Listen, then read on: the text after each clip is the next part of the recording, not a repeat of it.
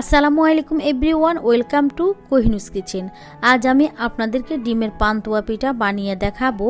আর এই পিঠাটা বানানো খুবই সহজ, ঝটপট এই পিঠাটা তৈরি করে নেওয়া যায়। এই পিঠাটা দেখতে যেমন সুন্দর, খেতেও দারুণ মজার, আর সেই সঙ্গে পিঠাগুলো তৈরি করাও সহজ। ডিম আর গড়ে থাকা অল্প কিছু উপকরণ দিয়ে তৈরি করে নেওয়া যায় পান্তুয়া পিঠা। আশা করছি আমার আজকের রেসিপি আপনাদের ভালো লাগবে। রেসিপি ভালো লাগলে একটা লাইক করে দিবেন। তাহলে চলুন কথা না বাড়িয়ে চলে যাচ্ছি মূল রেসিপিতে। ডিমের পান্তুয়া পিঠা তৈরি করার জন্য প্রথমে একটা মিক্সিং বলে আমি এখানে 2টা ডিম নিয়ে নিচ্ছি। দিয়ে দিচ্ছি 1/3 কাপ চিনি। চিনিটা আপনারা আপনাদের টেস্ট অনুযায়ী ব্যালেন্স করে নেবেন। 1 পিঞ্চ দিয়ে দিলাম লবণ। এখন ডিম চিনিটাকে খুব ভালো করে ফেটিয়ে নিতে হবে যতক্ষণ না চিনিটা গলে যাচ্ছে। ডিম আর চিনিটাকে আমি একটা হ্যান্ড উইক্সের সাহায্যে মিশিয়ে নিচ্ছি। ডিম আর চিনিটাকে কিছুক্ষণ মিশিয়ে নেওয়ার পরে দেখবেন চিনিটা গলে গিয়েছে। তখন এখানে আমি দিয়ে দিচ্ছি 1 কাপ ময়দা। এবার এই ময়দাটাকে ডিমের মিশ্রণের সাথে আমি খুব ভালোভাবে মিশিয়ে নিব। ময়দাগুলোকে ডিমের মিশ্রণের সঙ্গে খুব ভালোভাবে মিশিয়ে নিব। ডিমের মিশ্রণের সঙ্গে প্রথমে এভাবে মিশিয়ে নিলে এতে করে ব্যাটারের মধ্যে কোনো ধরনের লাম্পস থাকবে না। কিছুক্ষণ মেশানোর পরে এখন এখানে আমি দিয়ে দিচ্ছি লিকুইড দুধ। প্রথমে অল্প লিকুইড দুধ দিয়ে আমি এভাবে মিশাতে থাকবো। দুধের পরিবর্তে আপনারা চাইলে এখানে নর্মাল পানি দিয়েও ব্যাটারটা তৈরি করে নিতে পারেন, তবে আমি বলবো লিকুইড দুধ দিয়ে এভাবে ব্যাটারটা তৈরি করে নিলে পান্তুয়া পিঠাটা খেতে খুবই টেস্টি হবে। একসঙ্গে অনেকগুলো দুধ দিয়ে ব্যাটারটা তৈরি করবেন না, অল্প অল্প দুধ দিয়ে ব্যাটারটা তৈরি করে নিলে ব্যাটারের কনসিস্টেন্সিটা বুঝতে সুবিধা হবে। আমার ব্যাটারটা তৈরি হয়ে গিয়েছে আর ব্যাটারের কনসিস্টেন্সিটা আমি দেখিয়ে দিব। এখন এখানে আমি 1 চা চামচ দিয়ে দিচ্ছি ভ্যানিলা এসেন্স। আপনারা যদি ভ্যানিলা এসেন্স দিতে না চান এলাচের গুঁড়া দিলেও হবে। এখন আমি আবারও সব কিছু একসঙ্গে খুব ভালো করে মিশিয়ে নিয়েছি। এখন ব্যাটারের কনসিস্টেন্সিটা আমি দেখিয়ে দিচ্ছি। আমাদেরকে এখানে একটা পাতলা ব্যাটার তৈরি করে নিতে হবে, ঠিক যেমন আমরা পাটিসাপটা পিঠার ব্যাটার তৈরি করে থাকি। পান্তুয়া পিঠা তৈরি করার জন্য আমাদের ব্যাটারটা রেডি হয়ে গিয়েছে। এখন এখান থেকে অর্ধেকটা ব্যাটার আমি অন্য বাটিতে উঠিয়ে নিচ্ছি, কারণ আজকের পান্তুয়া পিঠাটা 2 কালারের তৈরি করব। অর্ধেকটা ব্যাটারের মধ্যে আমি দিয়ে দিচ্ছি 1/2 চা চামচ ফ্রুট কালার। আপনারা চাইলে একই কালার রাখতে পারেন, তবে আমি আজকে 2 কালারের পান্তুয়া পিঠা তৈরি করব। কালারটা মেশানো হয়ে গিয়েছে। এখন চুলার মধ্যে একটা প্যান বসিয়ে দিয়েছি আর এখানে 1 টেবিল চামচ পরিমাণ দিয়ে দিচ্ছি রান্নার রেগুলার তেল। তেলটা যখন হালকা গরম হয়ে আসবে তখন এখানে খুবই সাবধানে 2টা ডিম ভেঙে দিচ্ছি। ডিমগুলোকে সাবধানে দেওয়ার চেষ্টা করবেন যাতে করে ডিমের কুসুমগুলো যেন ভেঙে না যায়।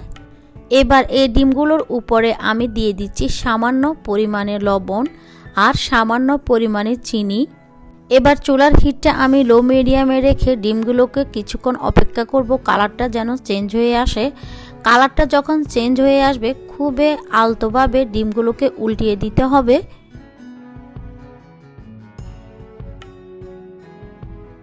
ডিমগুলোকে এক পাশ থেকে ভাজা হয়ে গেলে এখন উল্টিয়ে অন্য পাশটাও ভেজে নিতে হবে।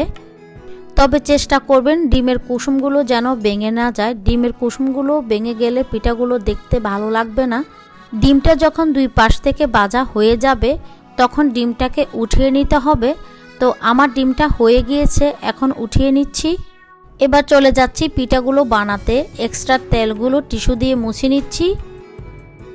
এক্সট্রা তেলগুলো টিস্যু পেপার দিয়ে মুছে নিয়েছি। এখন প্রথমে দিয়ে দিচ্ছি অরেঞ্জ কালারের ব্যাটার। এখন প্যানের হাতলটা ধরে চারপাশ থেকে ঘুরিয়ে ঘুরিয়ে এটাকে ছড়িয়ে দিচ্ছি।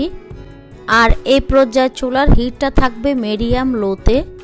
এখন অপেক্ষা করতে হবে রুটির উপরের দিকটা টেনে আসা পর্যন্ত। যখন রুটির উপরে কালারটা চেঞ্জ হয়ে যাবে তখন আগে থেকে ভেজে রাখা ডিমটা দিয়ে দিতে হবে। এইবার ডিমের চারপাশ থেকে এই রুটিটা দিয়ে ভালোভাবে পোল করে নিচ্ছি। আর প্রসেসটাও ঠিক পাটিসাপটা পিঠার মতো। 2 পাশ থেকে এটাকে ভেজে নিয়ে এবার আমি উঠিয়ে নিচ্ছি। এবার দিয়ে দিচ্ছি সাদা ব্যাটারটা। এবার আবারও প্যানের হাতলটাকে দড়িয়ে এভাবে ঘুরিয়ে ঘুরিয়ে ছড়িয়ে দিতে হবে। এবার আবারও অপেক্ষা করতে হবে রুটির উপরের দিকটা হয়ে যাওয়া পর্যন্ত। রুটির উপরের দিকটা যখন হয়ে যাবে তখন আগে থেকে যে আমরা অরেঞ্জ কালারের রুটিটা করেছিলাম ওইটা আবার মাঝখানে দিয়ে এভাবে ফোল্ড করে নিচ্ছি। এখন এটাকে কয়েক সেকেন্ড ভেজে নিচ্ছি। ভেজে নেওয়া হয়ে গিয়েছে, এখন এটাকে আমি উঠিয়ে নিচ্ছি।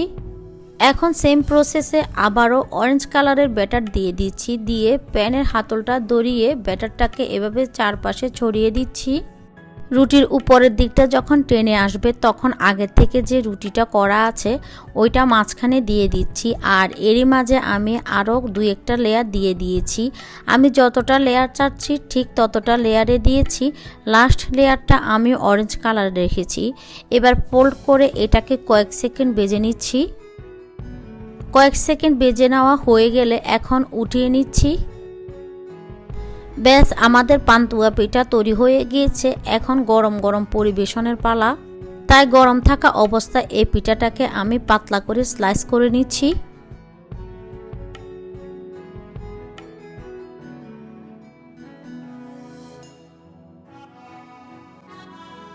এবার আমি এখান থেকে কেটে রাখা পান্তুয়া পিঠার একটা স্লাইস দেখিয়ে দিচ্ছি। দেখতেই পাচ্ছেন পিঠাটা কতটা সুন্দর হয়েছে। যে কোনো অতিথি আপ্যায়নে বা কোনো অকেশনে এই পান্তুয়া পিঠাটা রাখতে পারেন, দেখতে কিন্তু অনেক বেশি আকর্ষণীয় লাগবে।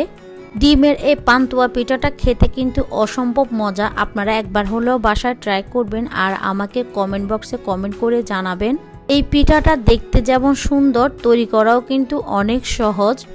আশা করছি আমার আজকের রেসিপি আপনাদের কাছে খুব ভালো লেগেছে এবং সহজ লেগেছে। রেসিপি ভালো লাগলে লাইক, কমেন্ট, শেয়ার করার অনুরোধ রইল। সবাই অনেক বেশি ভালো থাকবেন, সুস্থ থাকবেন। আল্লাহ হাফেজ।